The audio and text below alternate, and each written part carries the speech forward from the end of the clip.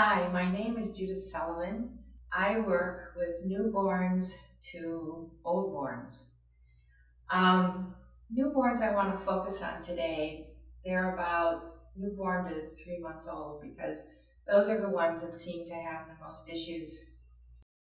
So here's an example of a skull, and you can see the potential of these bones sliding on each other because these bones are really bones floating in membrane for the most part. And when we squeeze them out of us, they have funny shaped heads. So what can happen is that these children have a problem with certain nerves that are creating the lack of ability to sleep, the lack of ability to digest food, and they're crying because they're in pain. That's why they're crying. They're not crying because they want more attention. They're not crying because you did anything wrong, because the doctor did anything wrong, because the midwife did anything wrong. They're crying because there is a problem in their heads.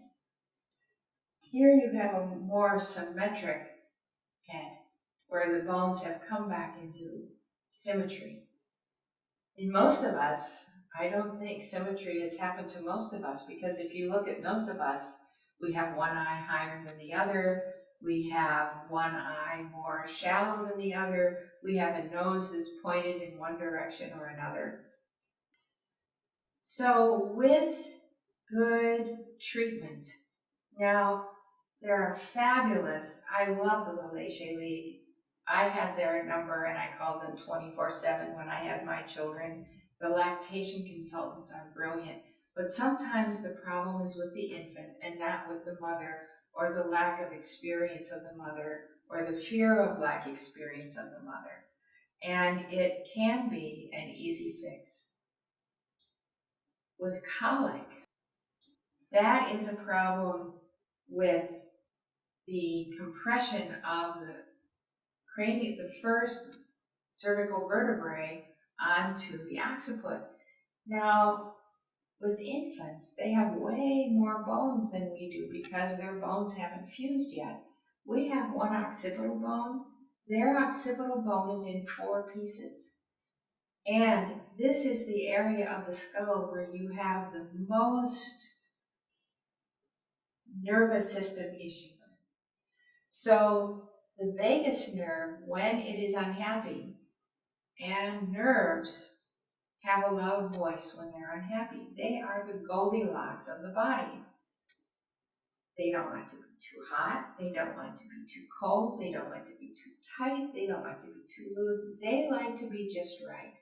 And the nervous system, which is how we adapt to the changes around us, the nervous system itself is the least adaptable system in the body. How ironic is that? So our job is to help these bones